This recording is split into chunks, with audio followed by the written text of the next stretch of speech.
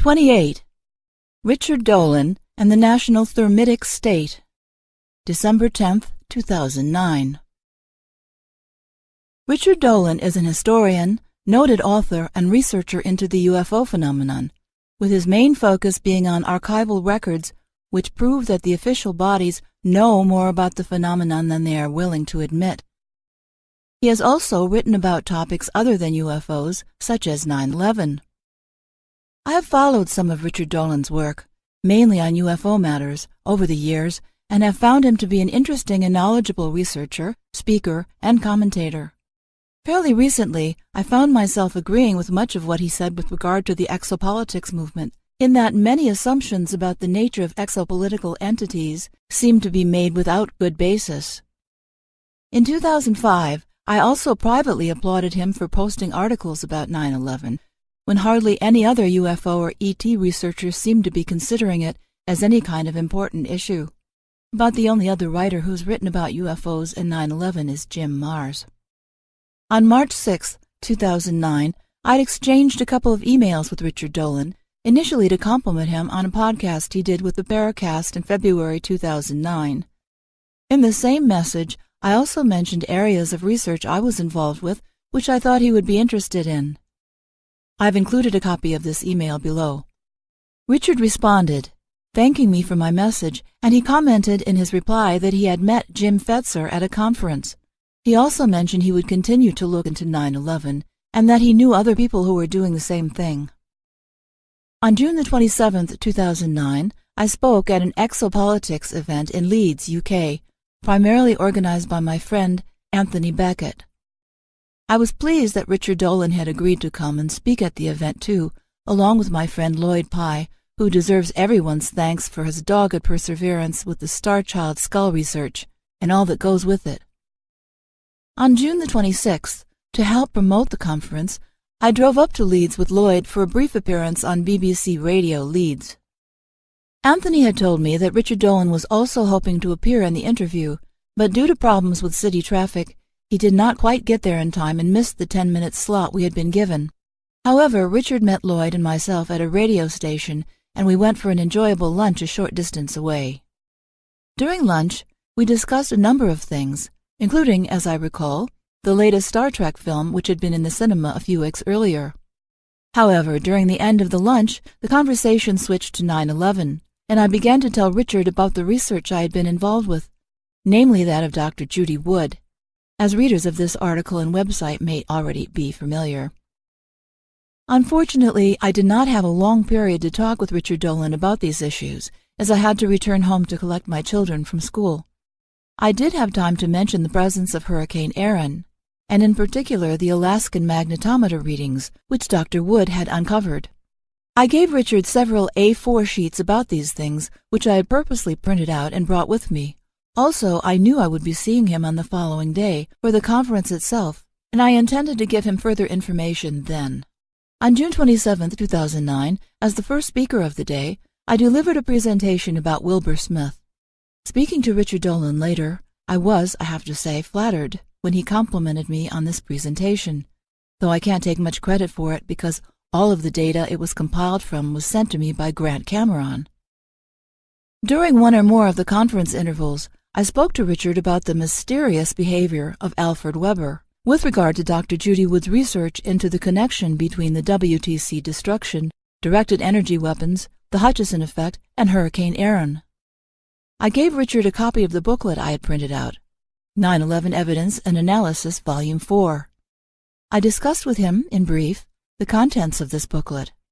I am fairly certain I gave him a set of 5 DVDs, including Dr. Judy Wood's Madison presentation, September Clues, 9/11 and the Hutchison Effect, 9/11 and Hurricane Erin, and 9/11 Finding the Truth.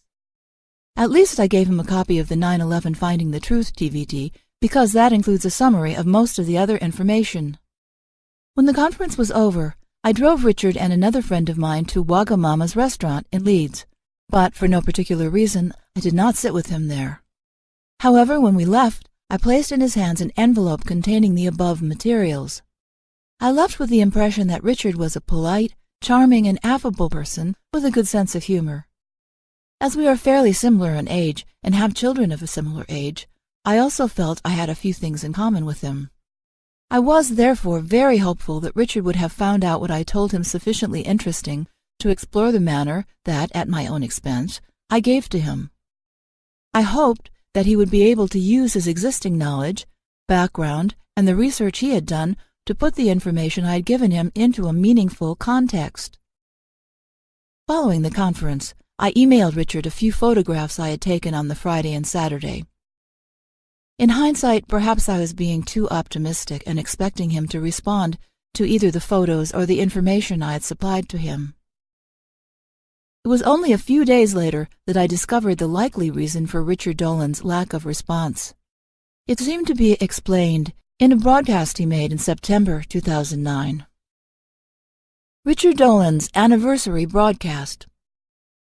On September 11, 2009, Richard Dolan, along with his wife Karen, made a podcast on the Paranormal Radio Network discussing the events of September 11, 2001. This broadcast only recently came to my attention when it came up in a telephone discussion I was having with a fellow researcher, so I downloaded it and listened with interest. Richard Dolan, by describing how he began to realize the official story of the 9/11 attacks was bogus, for example, at about 5.5 minutes into the broadcast, said, "I purchased a copy of David Ray Griffin's first book on 9/11 called The New Pearl Harbor." He then talks a little bit about David Ray Griffin. The broadcast was already reminiscent of Jim Fetzer's appearance on Richard Syrett's show a year to the day before this broadcast. At around 12 minutes into the show, in discussing transnational control groups, Dolan mentioned the Council on Foreign Relations, or the CFR, the Bilderberg Group, and the Federal Reserve, and he described how only a few people have time to research these entities. Unfortunately, Dolan did not point out that the author of the foreword to Griffin's first edition of The New Pearl Harbor, which he had mentioned only minutes earlier, is none other than CFR member Richard Falk. The Thermitic State. Having listened to the introduction, I should perhaps not have been too surprised as to how the rest of the broadcast unfolded. It wasn't long before the subject of the destruction of the WTC came up. Among other issues, Richard began talking about dust samples. He talked about people providing dust samples, but he did not, for example, name Janet McKinley as one of those providers, a minor point, but I mention it because including specific names, dates, and times, etc., makes it easier for people to verify the story for themselves. After the discussion of dust samples came the inevitable alleged molten metal. At about 34 minutes, Dolan said, quote, "At the World Trade Center, there was molten metal for weeks after the collapse. Beneath the rubble, molten metal. Some of these girders showed signs of having been melted, which you would need temperatures of outrageously high temperatures. And the jet fuel from the jetliners did not and could not attain such temperatures." Unquote. Excuse me, Richard, were you aware that Rudy Giuliani was one of the people who seemed to start these stories? What was the fuel source? How was there a lake on West Street without steam explosions? For those unfamiliar with my line of rebuttal, please see Dr. Judy Wood's discussion of these issues, either on her website or in videos about her research. Dolan then mentions the detection of sulfur in the WTC dust and says, quote, "This is key now for what is known as thermite or thermate. There's been a recent study that came out, published on the web. I've read the study and it's all very impressive. And a detailed study dealing with thermitic pyrotechnics in the World Trade Center samples." Unquote. Though Richard, unfortunately, did not state the name or other details of the paper explicitly, I think it is safe to assume he is referring to the paper by Stephen E. Jones, Niels Harrit, et al. This paper does not stand up to scrutiny for a number of reasons, not least of which is that thermite does not turn steel or other materials to dust. It melts steel. Also, the title and nature of the paper is essentially frivolous. For this reason, why use the term thermitic materials in the title? Is it an admission that no thermite was present? Is it another evolution of the idea of thermite analogs? What is thermite, anyway? Answer: aluminum powder and iron oxide or rust.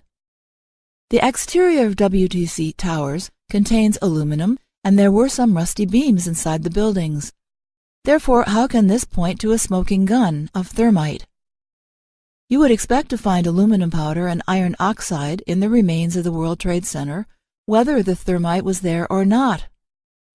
For convenience, I created a blog which collects together most of the basic questions and points that essentially expose the thermite theory as a distraction, a theory as full of holes as the official story. Dolan, however, has seemingly not considered any other options at all. Dolan's cavalier disregard of evidence and information supplied to him by myself continues apace. At 35 minutes, he says, quote, "The dust samples were remarkably consistent, and all of them showed signs, at a microscopic level, of something that absolutely should not have been there, and what that is advanced, highly energetic thermite." Now, regular thermite is an incredibly effective explosive, and you don't just find this stuff lying around. Karen says, it would never be used in construction, and they wouldn't use it for welding or anything like that? No, because it's used to blow things up. Thermite, when it's heated to a certain temperature, causes explosions, and that's why it's valuable. It's a great explosive. The type of thermite that we're talking about is only available in the military. It's thermate, and it's nano-engineered. In other words, it's incredibly highly integrated with itself. Unquote. I don't think it is a good use of time to point out all the serious problems with this brief segment. However, I think almost everyone would agree that aluminum dust and iron oxide dust should have been found in what remained of the building, as those substances were present in the building in large quantities.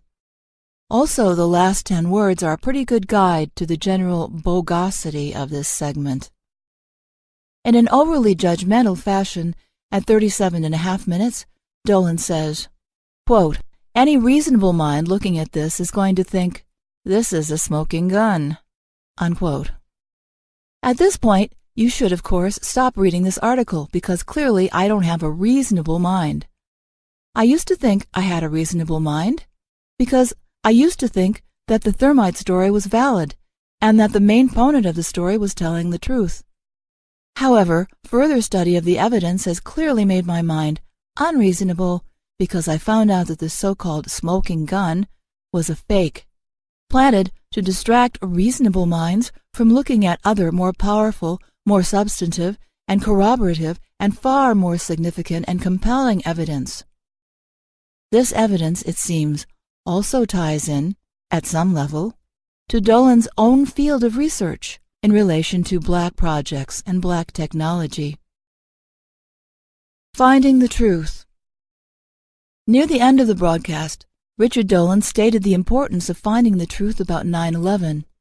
At about 73 minutes, he says, quote, 9/11 was a day that affected every single person living on planet Earth.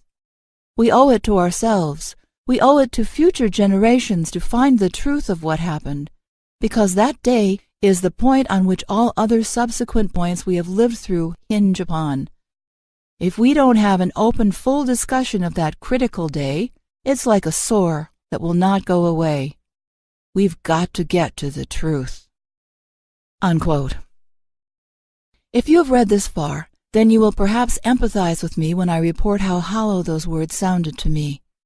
As I've said before, finding the truth is not possible when so much evidence is ignored. It was an exclusive broadcast. It would take too long for me to list all of the evidence that Richard Dolan excluded from his broadcast, but here are the key items. 1. Contra-evidence to thermite and molten metal. 2. Any critique of the active thermite nonsense paper. 3. Connection of Stephen E. Jones to cold fusion. 4. Dr. Judy Wood's RFC, or request for correction, to NIST. 5. Directed energy weapon effects in WTC evidence. 6. Links between NIST contractors and directed energy weapons companies, i.e., the military-industrial complex, which Dolan has written about in his books. 7.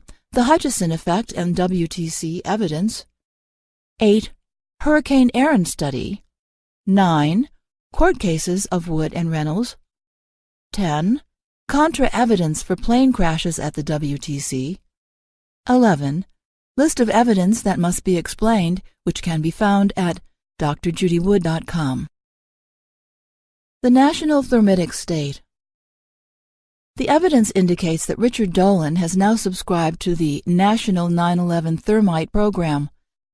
In other words, it seems that Richard Dolan's presentation was set precisely within the boundaries of what some of us now call the official 9/11 truth, which consists, roughly speaking, of planes crashing into the WTC, bombs in the buildings, or BIB, and the use of magic thermite, or even space thermite, which can either be an incendiary, an explosive, paint-on, an example of advanced nanotechnology, or a welding material, or whatever you need it to be.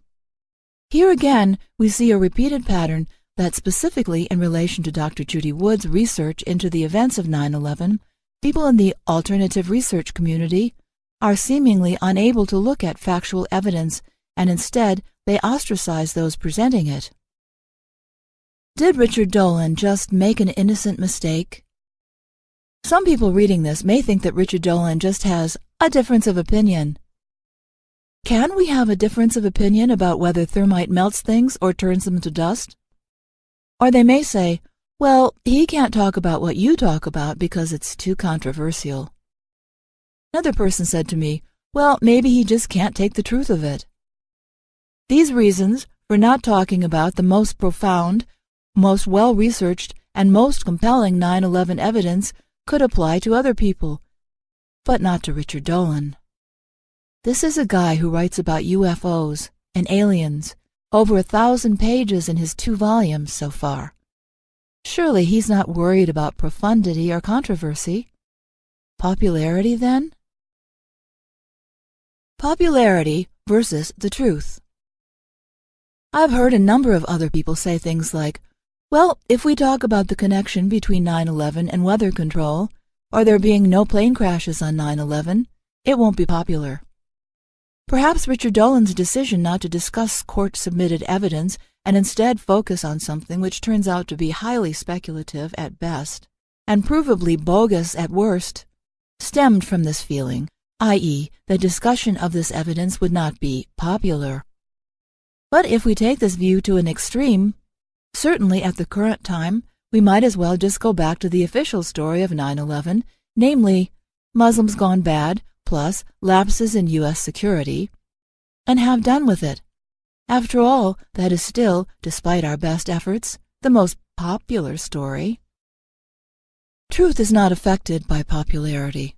Whether the towers turned to dust or burned down, fell down, or melted is a question of basic observation, not popularity. Why did Richard Dolan exclude all the most important evidence? I cannot resist trying to understand the reason why someone as intelligent, eloquent, and articulate as Richard Dolan, who has been writing, researching, and giving presentations in one of the most controversial fields there is, UFOs, would exclude from his discussion so much of the most important 9/11 evidence available.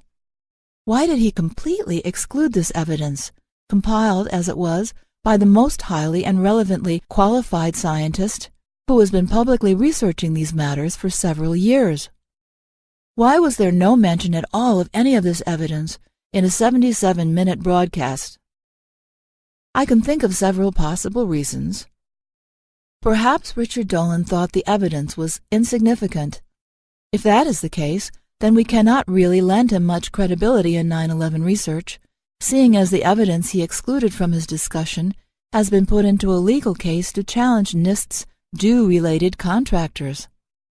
This was presented to the United States Supreme Court. Also, some of the evidence is so basic that its importance, in my experience, becomes immediately obvious to those that are shown it on paper or on a screen. Perhaps Richard Dolan has been offered or paid money not to talk about this evidence. Again, if I asked whether he had, he may well deny being offered money. I doubt he has been offered or paid money, however. Speculation and unpopularity. So, is there a fourth possibility? Could this possibility apply to other people who cannot seem to understand that thermite does not turn steel to dust? Rather, it melts steel or other metal and burns paper? Could this possibility apply to other people who cannot accept there was plenty of aluminum and iron oxide already in the WTC's structure? Could this possibility even be applied to Stephen E. Jones, Richard Gage, Kevin Barrett, and a number of others? Are these people being remotely influenced? Note, I have no evidence to suggest this is what is actually happening, other than observing what people have said, i.e. suggesting thermite turns things to dust is patently ridiculous, and then comparing that to their apparent intelligence and their other behavior. This tends to make me rule out the first three possibilities.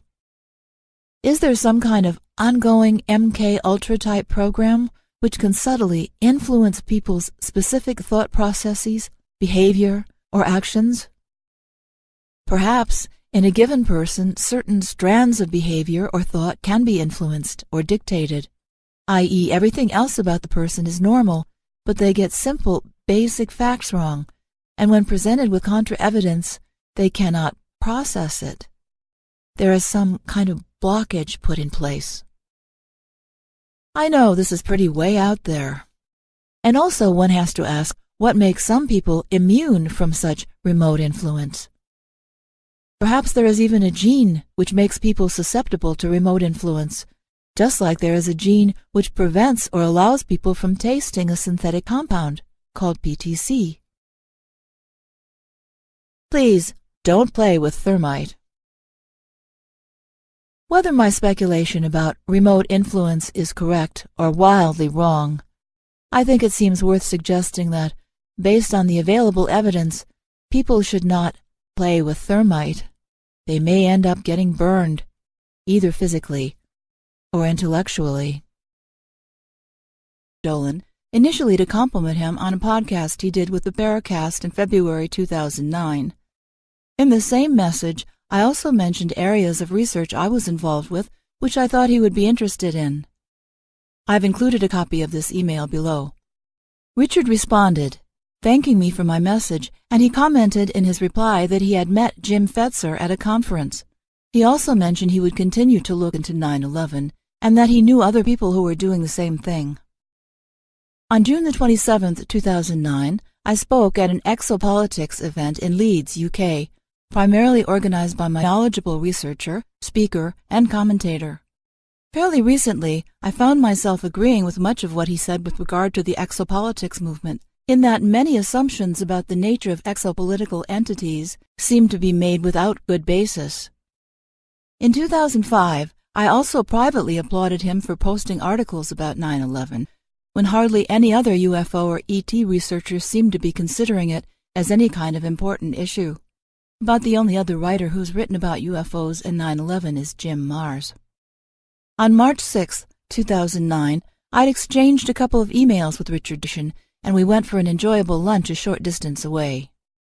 During lunch, we discussed a number of things, including, as I recall, the latest Star Trek film which had been in the cinema a few weeks earlier. However, during the end of the lunch, the conversation switched to 9/11, and I began to tell Richard about the research I had been involved with, namely that of Dr. Judy Wood, as readers of this article and website may already be familiar. Unfortunately, I did not have a long period to talk with Richard Dolan about these issues, as I had to return home to collect my children from school. I did have time to mention my friend Anthony Beckett. I was pleased that Richard Dolan had agreed to come and speak at the event too, along with my friend Lloyd Pye, who deserves everyone's thanks for his dogged perseverance with the Star Child skull research and all that goes with it. On June the 26th, to help promote the conference, I drove up to Leeds with Lloyd for a brief appearance on BBC Radio Leeds. Anthony had told me that Richard Dolan was also hoping to appear in the interview, but due to problems with city traffic, He did not quite get there in time and missed the 10-minute slot we had been given. However, Richard met Lloyd and myself at a radio station. 28. Richard Dolan and the National Thermitic State. December 10, 2009. Richard Dolan is an historian, noted author, and researcher into the UFO phenomenon, with his main focus being on archival records which prove that the official bodies know more about the phenomenon than they are willing to admit. He has also written about topics other than UFOs, such as 9/11. I have followed some of Richard Dolan's work, mainly on UFO matters, over the years, and have found him to be an interesting and